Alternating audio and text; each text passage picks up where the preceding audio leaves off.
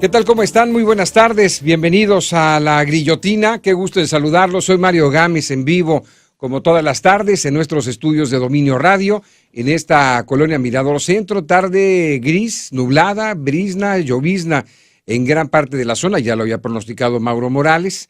Aparentemente este es un efecto de nada más de 24 horas y pasará.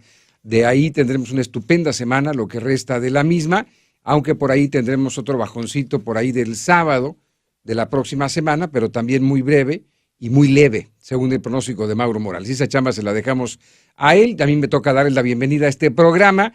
Recordarles que a lo largo del mismo, en el que estamos transmitiendo en vivo, voy a estar recibiendo como cada día sus comentarios a través del Twitter, @GámezMario, a través del WhatsApp de la cabina 8180002300. Ya desde este momento está activado y está listo para recibir sus comentarios. Y yo le decía a usted en la mañana, en el noticiero temprano de Dominio Noticias, que el gobernador del estado, Jaime Rodríguez, habría designado ya a la nueva titular de la Comisión Estatal de los Derechos Humanos aquí en el estado de Nuevo León.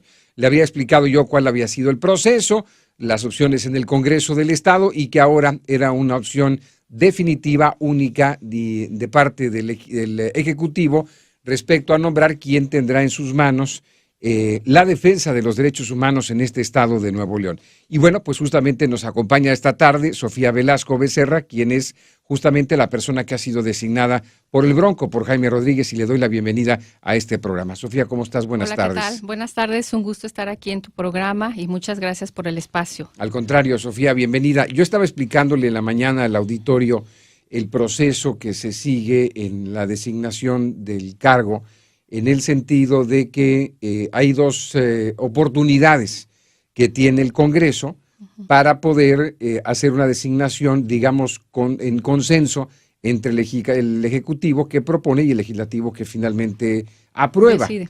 Ninguna de las dos opciones que mandó el gobernador fue aceptada por ellos y queda la tercera, que es tu carta, digamos, ¿no? Tu presentación es la que queda, ¿no? Ese sí, más o menos el proceso. Sí, así fue, como bien lo dices, fue una convocatoria pública, abierta, nos inscribimos las personas que quisimos hacerlo, fuimos creo 18, si mal no recuerdo, de las cuales 3 no cumplieron los requisitos, las otras 15 nos presentamos ante un jurado compuesto por organizaciones de la sociedad civil, por académicos, quienes nos calificaron, les presentamos nuestro plan de trabajo.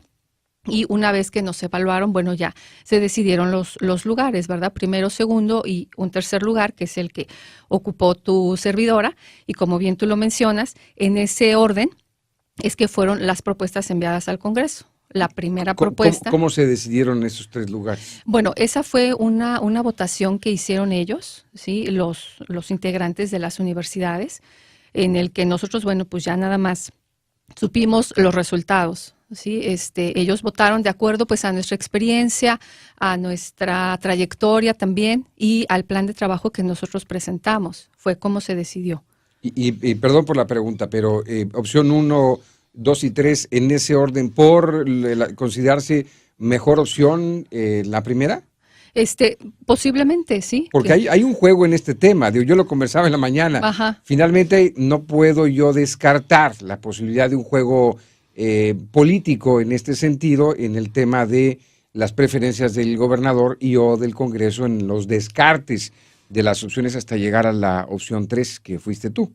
Sí, bueno, obviamente que las 3 personas que quedamos allí, yo estoy completamente segura de que presentamos un buen proyecto de trabajo, porque a mí me tocó escucharlos, también a mis otros compañeros, tanto a Magda como a Román, y bueno, presentaron propuestas, ¿verdad?, muy interesantes.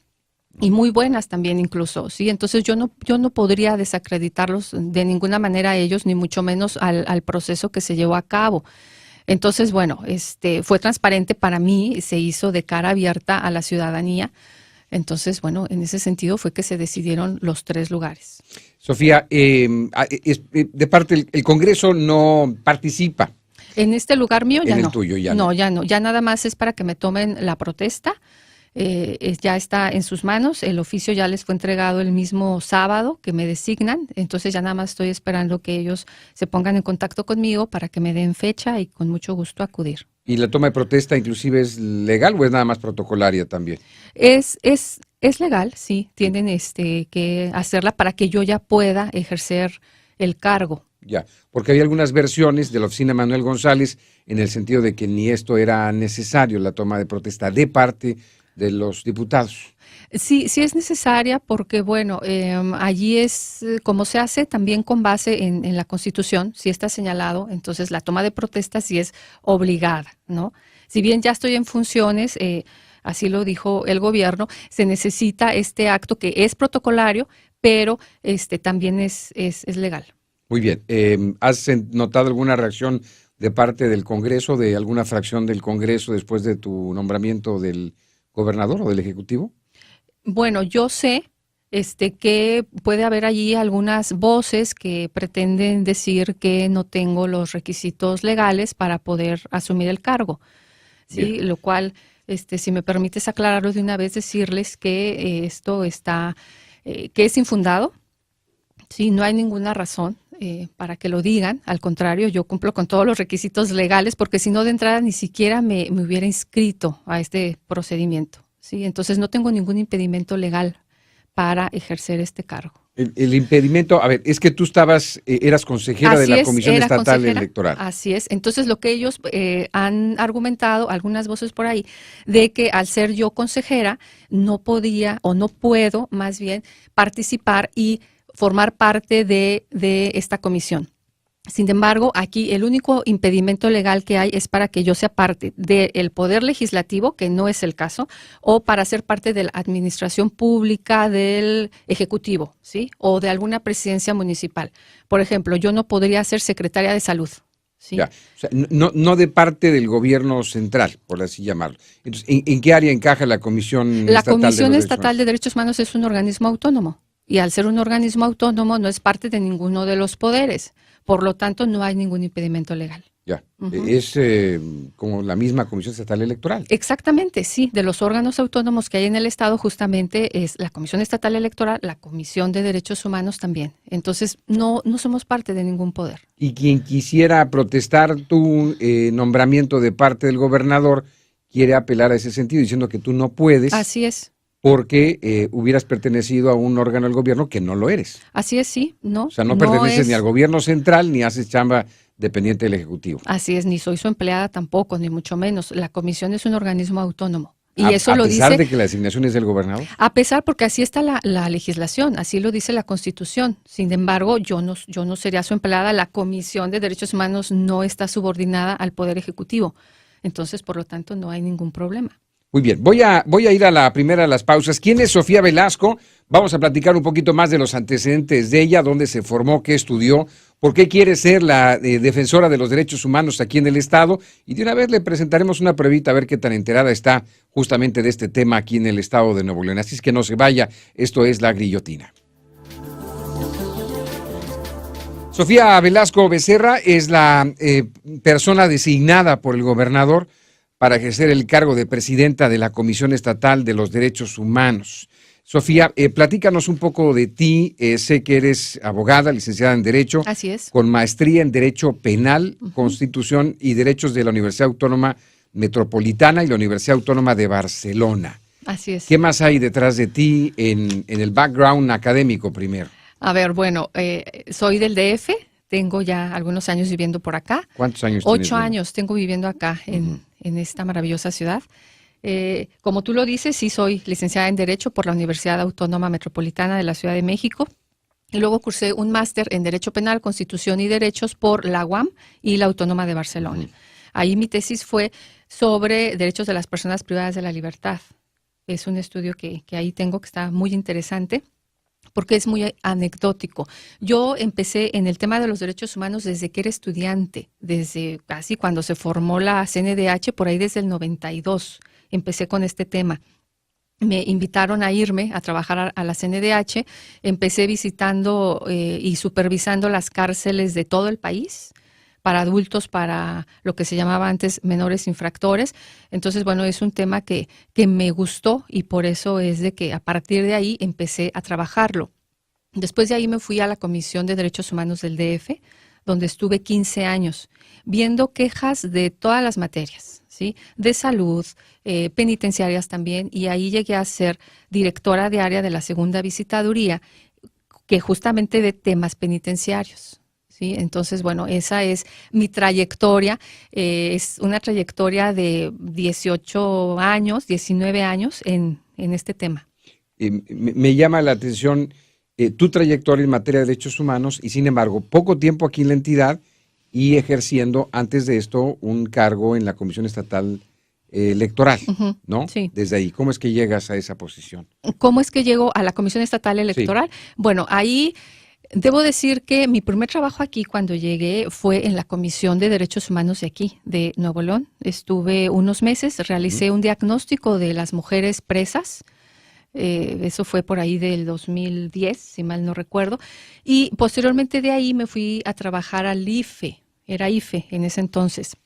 Concursé para una plaza de vocal de capacitación. Mucho tenía que ver sobre educación cívica, que era un tema que también me interesaba y que también había manejado.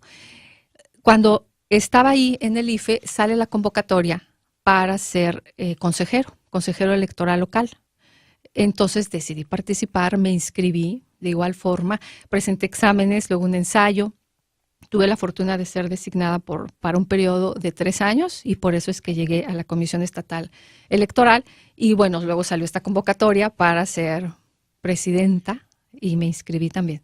Muy bien, digamos 8 años aquí en el estado de Nuevo León y en Sí, dos cargos sumamente importantes así es. en órganos autónomos, como lo estábamos conversando ahorita, Ujú. y sin embargo esa autonomía representa una gran responsabilidad para quien ejerza cualquiera de los cargos que componen estas comisiones, ya sea la estatal electoral, que la que estuviste, participaste en la elección pasada, que fue Así es. fundamental, y ahora en la parte de derechos humanos. ¿Te sientes con la capacidad suficiente? Y no me refiero ni a la parte intelectual ni a la parte académica, sino al arraigo del Estado de Nuevo León para representar la Comisión de Derechos Humanos en el Estado. Sí, claro que sí. Sí, por supuesto. En estos 8 años he tenido la oportunidad de poderlo conocer, ¿no? Desde que hice el diagnóstico de la situación de las mujeres presas, también hice uno de hombres. Entonces, y bueno, pues con atender las quejas, me pude dar cuenta de la situación, ¿sí? No es un tema que me sea ajeno por no ser de aquí, ¿no? Entonces, claro que sí. Y vamos que luego vino a ser protagónico el tema de los centros penitenciarios Así es. aquí en el Estado de Nuevo León. ¿Cuál es tu diagnóstico de lo que venía sucediendo en los penales del Estado y lo que está viviéndose ahora? Bueno, es una situación, por supuesto, muy grave, ¿sí?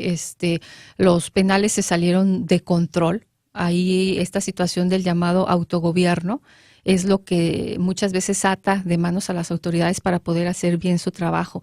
Y ahí también hay que tomar en cuenta que los presos que tienen mucho poder económico o presos del Fuero Federal no pueden estar en cárceles que no tengan las condiciones adecuadas de seguridad. Ellos deben ser trasladados a cárceles de máxima seguridad, donde puedan ser controlados. Entonces, las cárceles, pues a veces no hay dinero que alcance, ¿no? Para poderlas mantener en buen estado, pero hay que atenderlas. Hay que ¿Y cuál atenderlas. es la línea que debe mantener la defensa de los derechos humanos cuando se sabe que es materialmente imposible cumplir con esas normas?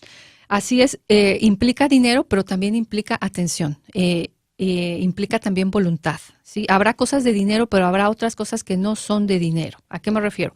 Por ejemplo, a los programas de trabajo, ¿sí? Que haya trabajo para los presos, que tengan actividades que les puedan retribuir a ellos pues algún ingreso para mantener a sus familias, ¿no? O darles atención en salud, que no estén tan descuidados en esa área. Entonces, eso implica también una labor y una cooperación, y eso se puede hacer con las mismas instituciones que ya hay aquí dentro. Hay que hacer programas, hay que hacer planes, pero son cosas que sí se pueden hacer. Este estudio que hiciste sobre las mujeres presas, ¿en qué año lo hiciste? En el 2010 sí, cuando ¿Qué estuve te aquí. reveló así en grandes rasgos A este grandes estudio? rasgos, ahí, ¿Qué bueno, que las resultados? mujeres no están en un lugar adecuado, ¿sí? El espacio es muy limitado y para entrar ahí tienes que pasar por el área de hombres. Por ejemplo, la familia tiene que entrar un cachito por esa parte de la zona varonil. Sí, ellas no están en el lugar adecuado ni para ellas ni para sus niños, niñas que están ahí. Ellas no tienen acceso a condiciones de trabajo, por ejemplo, ¿sí? porque darles actividades como manualidades o darles actividades como entretenimiento sí les ayuda en el momento, pero no las prepara para salir fuera de la prisión. Entonces, eso es importante para ellas. ¿Qué otras conjeturas, qué otras conclusiones llegaste con ello? Porque me asumo que haber sido toda una caja de Pandora lo que sucede ahí dentro de los penales. Bueno, ¿Fue esto exclusivamente en el penal del Topo Chico? así es, sí, que es donde están las mujeres. No hay mujeres en los otros penales. Así es únicamente esa área, que es insuficiente, ¿sí? Ellas ya, pues, hay solamente, si mal no recuerdo, un par de edificios, entonces no tienen espacio para, es un patio nada más, entonces no hay espacio suficiente para ellas, para actividades de recreación incluso. Entonces, bueno, que ellas tienen que salir de ahí, tienen que tener otro centro especial para ellas con las condiciones mínimas adecuadas. Estos estudios los realizaste para la Comisión de Derechos Humanos aquí en el Estado. Así es. A petición de ellos nada más. O sea, ya el seguimiento o la presentación formal o la queja formal lo hizo la comisión. No sabes qué conclusiones hubo después de ello. Se hizo una presentación del informe a los medios en ese momento y se presentó, por supuesto que las autoridades de esa fecha debieron haberlo conocido, tenido, y el seguimiento, bueno, efectivamente sí, ya una vez que yo salí de ahí, ya no lo sé, pero por las condiciones que he visto, que me ha tocado ver y que todos nos hemos percatado, creo que no son las más buenas y creo que hasta incluso me atrevo a decir que hasta han empeorado. Y eso es a lo que iba, Sofía. Justamente fuiste testigo de lo que sucedió en el penal hace algunas semanas, noticia trágica, dramática, y donde por fin pudimos entrar a conocer la realidad, digamos que la realidad completa, los que somos ajenos a ello, porque no se nos permitía entrar y conocer lo que estaba sucediendo en el penal, en todo, en el área completa, y que esto podía estarse replicando en los otros centros penitenciarios. Pero lo que nos queda muy claro, y ha sido muy claro para nosotros durante muchísimos años, es que los penales del país, y Nuevo León no es la excepción, son absolutamente todo menos regeneradores sociales. Ese tema de llamarles cerezos y ceferezos y lo que tú quieras y mandes son puras mentiras, ¿no? Es una fábrica de delincuentes, es una cueva de delincuentes donde el delito se sigue cometiendo un día sí y el otro también. Sí, por supuesto, bien lo señalas, no han tenido realmente los resultados que nosotros hemos o quisiéramos como sociedad, sí, de que realmente una persona que entre allí pueda salir readaptada o ya con más elementos para poder salir y vivir bien afuera. Entonces, bueno, hace falta ahí una completa planeación. Yo insisto mucho que la parte del trabajo, por ejemplo, es muy importante. No en todos los lugares hay espacios para que los internos puedan trabajar. Nuevo León aquí, hay que decirlo, lo que es Cadereyta y lo que es el penal de Apodaca, tienen naves industriales donde empresas privadas van y, bueno, ponen sus plantas para que los internos trabajen. Sin embargo, en el penal del Topo Chico esto no sucede. Entonces, bueno, llegan a pasar cosas como las que ya todos conocemos, ¿no? Claro. Yo decía, tiempo después de que ocurrieron los hechos dramáticos en el penal, que independientemente del tema seguridad como tal, es decir, que finalmente el gobierno podía presumir de tener el control por primera vez del penal del Topo Chico en muchísimos años, varios sexenios, me atrevo yo a decir, hay una parte fundamental que es la oportunidad que tenía Jaime Rodríguez y su gobierno de por primera vez empezar a regenerar socialmente a cada uno de los internos y de las internas. ¿A qué me refiero? Ya estás adentro, ya tienes el control, ya limpiaste la casa, es la oportunidad para empezar a hablar de trabajo, como lo mencionas, para cada uno de los reos que están ahí adentro, para darles clases. Educación, ¿no? Educación claro. Fundamental. Sí. La parte espiritual, digo, vivir recluido, recluida tantos años en esas condiciones y no tener una parte de apoyo espiritual, es imposible que se dé una regeneración social también ahí. Y por primera vez se pudiera dar esto, ¿no? Sí, es necesario, bueno, acercarse con ellos. Yo, una vez que ya tome las riendas de la comisión, por supuesto que será uno de mis temas prioritarios, ¿sí? Ya conocer qué es lo que han hecho hasta ahorita los visitadores, visitadoras, con qué información cuentan. Será necesario nuevamente que yo visite y los recorra estos centros para ver qué avances podemos plantear, porque hay que recordar además que la CNDH atrajo el caso. Entonces, allí hay que estar en contacto con ellos. Ellos seguramente van a hacer un pronunciamiento. Sin embargo, nosotros aquí también tenemos que estar muy al pendiente porque es algo que también nos toca a nosotros en la comisión atender. Bien, vamos a la siguiente de las pausas. Estoy con Sofía Velasco. Ella es la titular de los derechos humanos aquí en el Estado por designación de Jaime Rodríguez del Bronco. ¿Qué preguntas tiene? @Gámez Mario, esa es mi cuenta de Twitter. Estoy también pendiente de ustedes a través del WhatsApp 81 8000 2300. Ya regresamos. Bien, de regreso ya con Sofía Velasco Becerra, designada como presidenta de la Comisión Estatal de los Derechos Humanos. ¿Sabes, Sofía? Me quedé pensando durante el corte, el hecho de que tu función sea resultado de una designación directa del gobernador, ¿no te hace dependiente de él, del Ejecutivo? No, de ninguna manera. Porque los diputados podrán, bueno, ellos saben que la regaron o no la regaron. Digamos que tuvieron sus oportunidades para ellos hacer la designación en consenso y no lo hicieron. Entonces, la ley es muy clara, la ley así lo establece, y la opción de que tú seas ahora la titular está en completa libertad del gobernador de hacerlo sin que tengan que tener la intervención de ellos. Pero pudiera haber la perversa pensamiento en la parte de decir, bueno, pues si te nombró a ti el Bronco, pues ahora tu jefe va a ser el Bronco. Sí, cuando es muy peligrosa esa relación. Sí, yo puedo entender que así lo vean algunas personas. Sin embargo, yo sí quiero comentar y dejarlo claro, que bueno que me das esta oportunidad de hacerlo, de que bueno, yo también, que no se les olvide, ¿verdad? Que yo también salí de este proceso de la convocatoria pública abierta y estoy ocupando un tercer lugar. Entonces, de alguna manera, el Congreso también avaló este procedimiento. Al haber aceptado al primer lugar, haberlo mandado ya comparecer, haber aceptado a la segunda propuesta, también haberla llamado para que compareciera, en ese momento ellos aceptaron este procedimiento. Sí, entonces yo fui la que quedó en tercer lugar y ellos sabían perfectamente cuál iba a ser la consecuencia si ellos no decidían. Entonces, no, yo no me siento que vaya a haber alguna subordinación. De hecho, no tiene por qué haberla. Yo no tengo ninguna relación. Te contactaron, conocías al Bronco, conocías a Manuel González, había una relación profesional o anterior. Por haber sido consejera electoral conocí al ingeniero el día que fue el debate. Sí, que me lo presentaron junto a todos mis compañeros y junto con los demás candidatos y la candidata.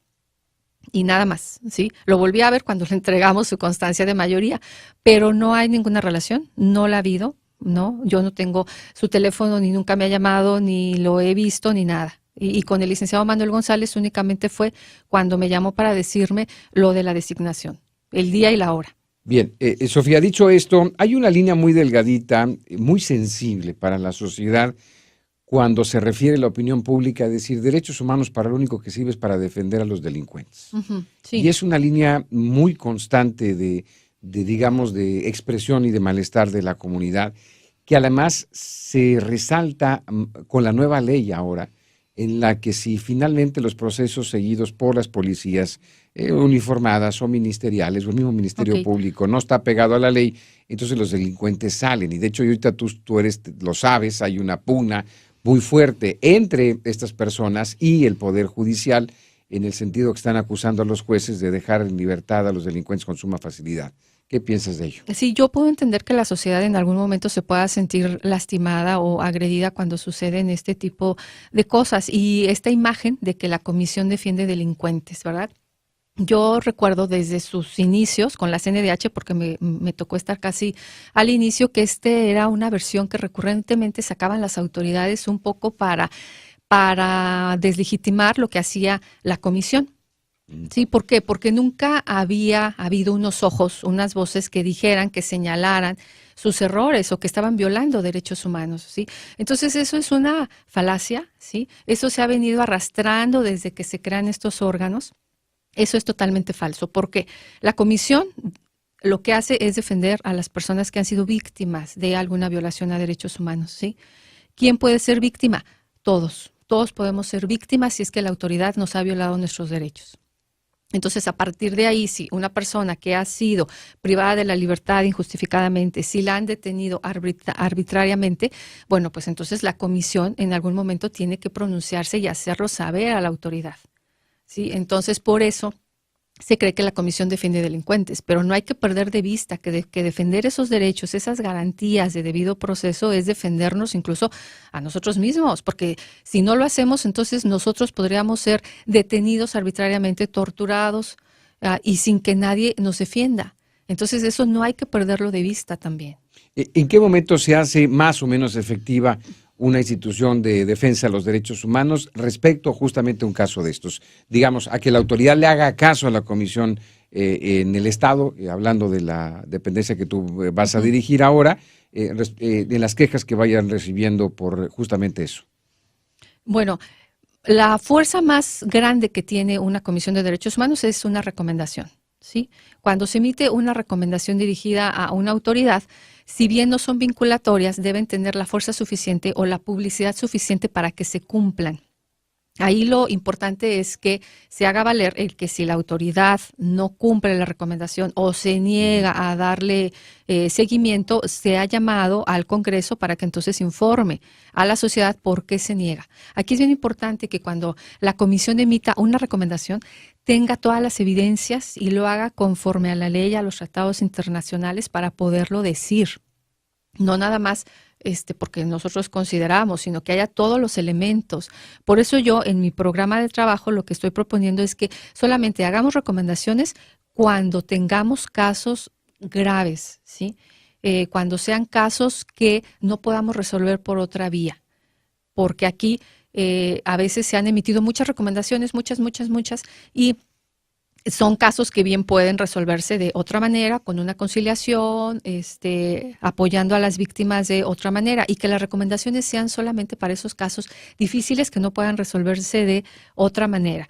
Y estaremos muy, muy al pendiente de que se les repare el daño a las víctimas, porque ahí es donde quiero también poner un foco de atención, darle importancia a la reparación del daño de las víctimas.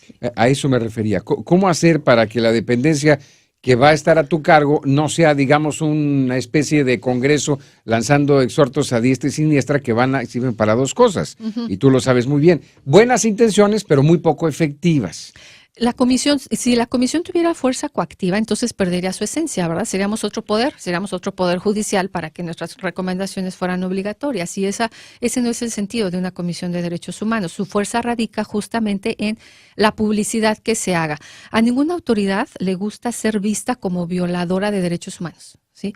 Es algo que no es bueno, ¿sí? Entonces, en ese sentido, desde mi experiencia, lo que yo he vivido, creo que al hacerlas públicas, al darles publicidad y al señalar a una autoridad que no está cumpliendo, eso podría entonces hacerla que rectifique y que cumpla con su obligación.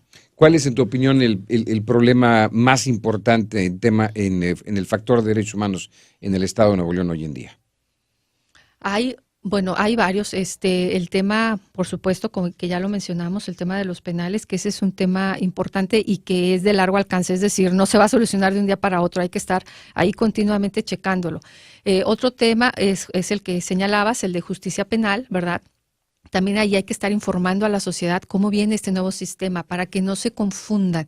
Pues ya ves el pleito que traen ahorita entre los jueces y los alcaldes primordialmente. Así es, y yo estaría planteando también ahí un curso o dar información a la ciudadanía para explicar esta situación y que no se confundan, porque a veces es una mala información. Por supuesto que siempre los temas de seguridad pública, los que tienen que ver con debido proceso, siempre son los que más nos duelen porque está relacionada con la privación de la libertad, que es un bien indispensable. Entonces, y muy recurrente en este país. Así es. Entonces, eso, y de hecho que son las quejas más altas, ¿no?, que recibimos en las quejas contra las policías. Así es, contra las policías, las quejas contra el debido proceso. Entonces, bueno, hacer énfasis en eso. Y también con las autoridades, hay que hacérselo saber. Eso es importante, porque si ellas hacen bien su chamba, pues no hay necesidad de una queja o de una recomendación, ¿no? Fíjate, esa parte me gusta lo que estás diciendo, que donde te ofreces a dar información o ser intermediaria, inclusive, te voy a decir por qué. Los alcaldes acusan a los jueces y al presidente del tribunal en particular de que están dejando libres a los delincuentes. Los jueces dicen que están haciendo lo que cumple Lo la que ley. les toca. Le viene la pelotita a los alcaldes, representados, digamos, la voz más sonora de todo esto, pues es Mauricio Fernández.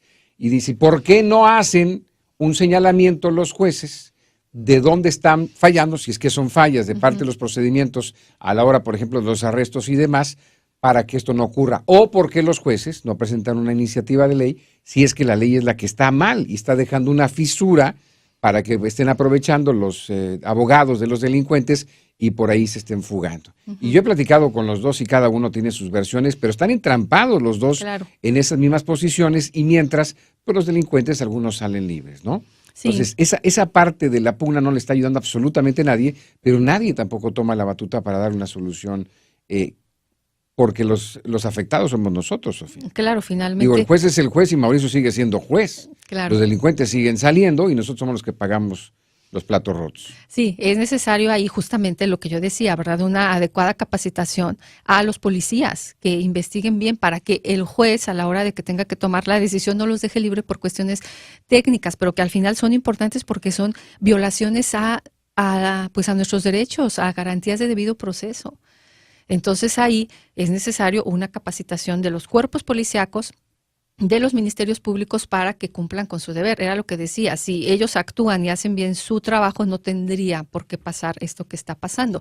Pero sí, es una buena idea, yo ya lo había contemplado, el que nosotros podamos estar informando esto a la ciudadanía. Buscaré los medios para hacerlo a través de la página, no sé si aquí me invitan también, para que quede más claro. ¿Sí? Fíjate, en los procedimientos donde los abogados lo saben, sobre todo los que defienden a los presuntos criminales o presuntos delincuentes, saben que de pronto un recurso interesante para ellos, yo no sé si hasta en una forma perversa, es justamente ir a presentar quejas ante la Comisión Estatal de Derechos Humanos, ¿no? Y ellos, en cierta forma, vincularlo al proceso, aunque sea nada más un tema de opinión pública y de golpe en el proceso, golpe de imagen en el proceso, Claro, ¿no? claro, qué bueno que lo dices. Ahí lo que hace la comisión jamás no puede ser abogado defensor de las personas, ¿sí?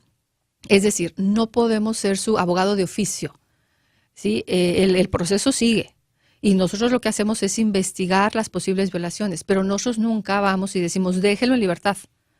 No, lo que hacemos es si hay alguna violación, sí se le señala, por supuesto, porque estamos obligados a hacerlo, pero no somos sus abogados litigantes, vaya, eso es lo que quiero que quede claro, ¿no?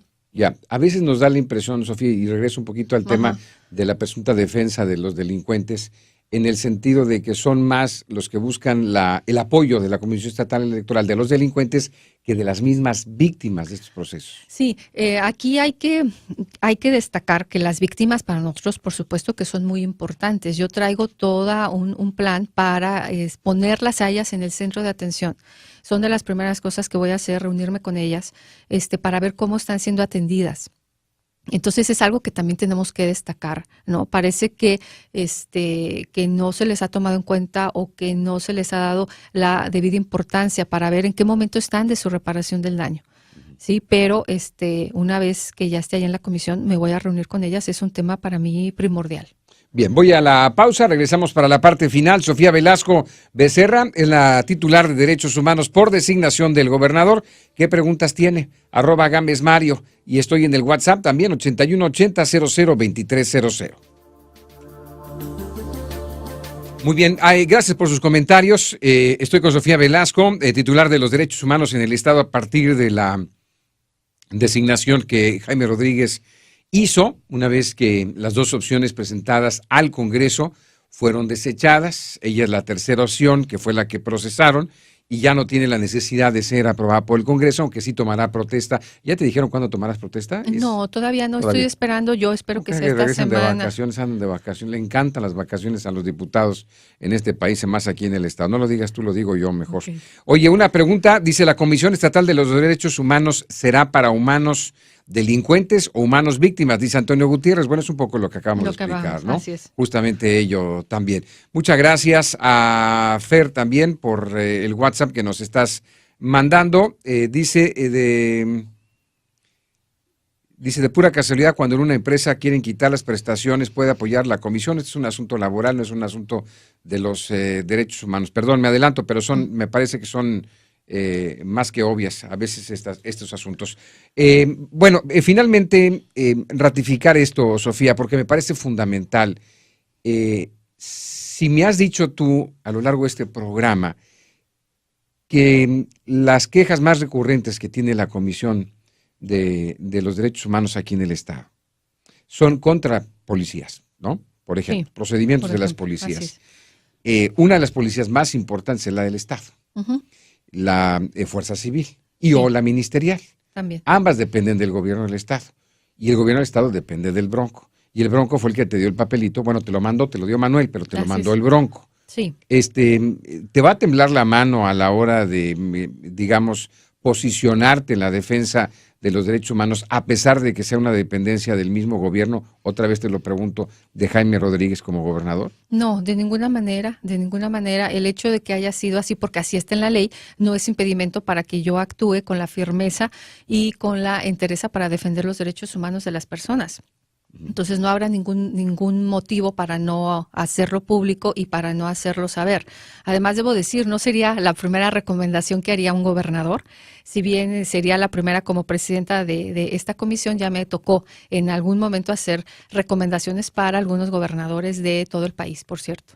Ya, bien, o sea que ya te conocen más o menos. Sí, en su momento cuando trabajé en la CNDH, así que no, para eso no representa para mí ningún impedimento.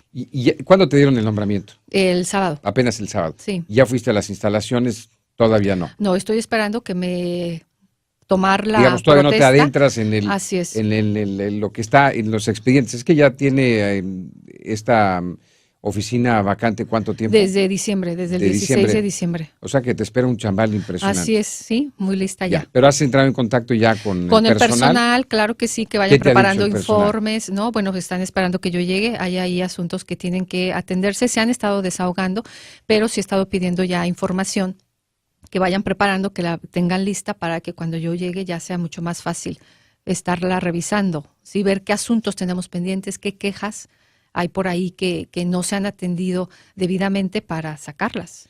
Sofía, ayúdame a esto. Hay dos tipos de personas que yo veo cuando entran a alguna función de gobierno, Sí. ¿no? Centralizada o no centralizada, como le quieras ver. Las que llegan a calentar el asiento, Ujú. a pasar el día, digamos, a administrar el lugar y nada más. Y hay aquellas personas que evolucionan la institución para la que trabajan. ¿Qué se necesita para que, a pesar de que son cargos que están perfectamente definidos, Ujú. cuáles son tus funciones y tus límites, qué se necesita para que, digamos, tu administración, el periodo que tú serás, que por cierto será por cuánto tiempo? 4 años. Por 4 años, en la defensa de los derechos humanos, algo significativo y contundente, que sea algo distinto en este estado y tal vez hasta representativo en el país? Yo tengo que hacer de entrada una reingeniería ahí de todos los recursos humanos, materiales, técnicos, ¿sí? Hay que ver cómo se está trabajando con las personas que allí hay. Ya tengo por ahí algunas ideas de cómo voy a hacer esa recomposición, de tal manera que los recursos humanos se aprovechen de la mejor manera y así nosotros poder brindar un servicio más efectivo, más eficiente para las personas que se nos acercan. Esa sería una primera tarea. También tengo que preparar al personal, que haya un servicio civil de carrera, que no lo hay. Esto es bien importante porque un servicio civil, del cual yo, por cierto, he sido integrante en 2 de ellos, te permite que llegues por propios méritos a tu cargo. No por recomendaciones, No por ni recomendación, palancas. exactamente, te permite una formación en los temas continua, permanente, sistematizada, de tal manera que tengas un personal muy preparado para poder atender a las personas, ¿sí? Entonces, eso sería, por ejemplo, de las acciones para el personal, ¿sí? Y otra parte, bueno, pues la parte de la integración de las quejas, ver cuánto tiempo nos estamos tardando en atender los asuntos. ¿Cuánto tiempo nos estamos tardando en ver que a la persona se le repare el daño? Eso es otra parte también que tengo que cambiar.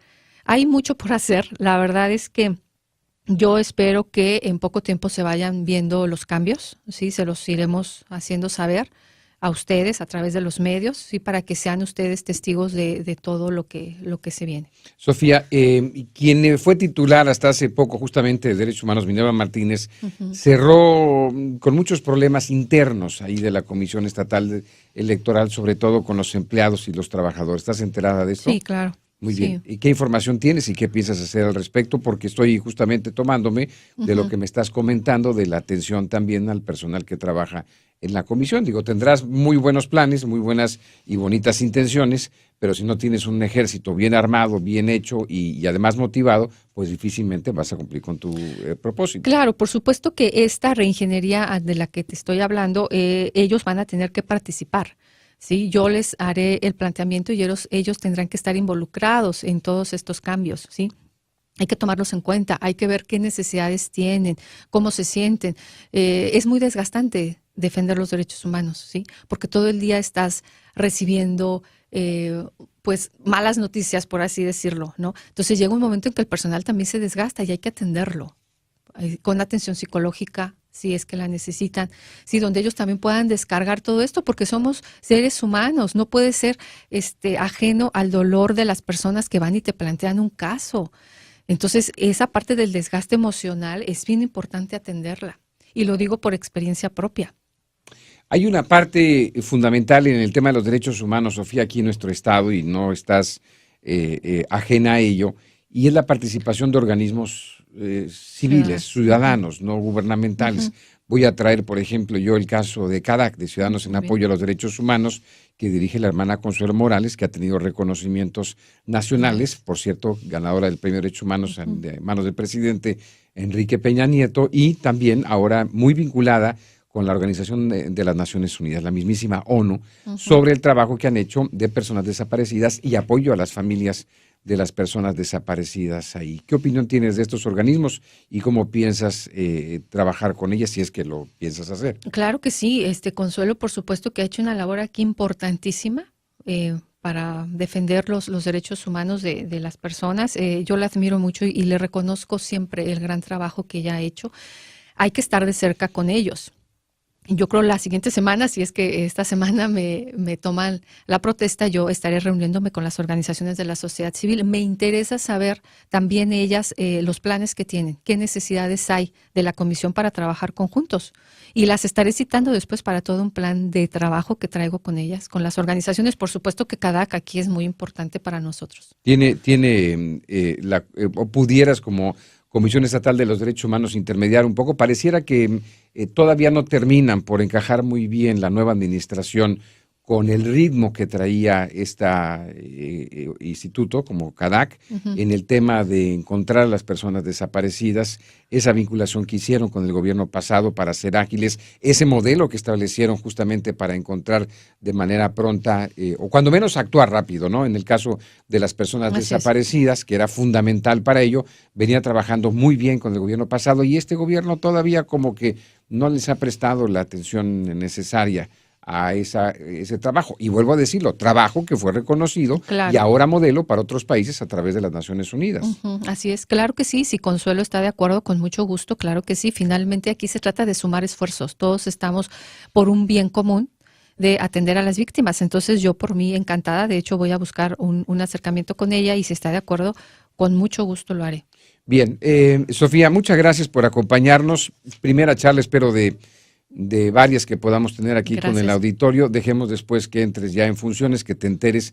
Debe estar el escritorio que te espera lleno de expedientes y de casos.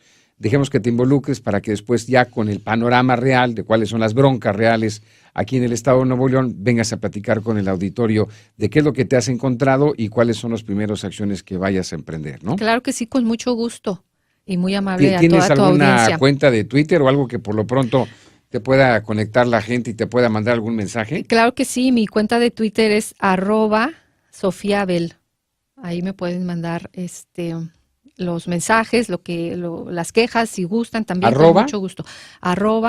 @SofiaBell. Sofía Bell, Twitter. De Velasco, ¿verdad? Ajá, de Velasco. Sofía Bell. Sofía Bell.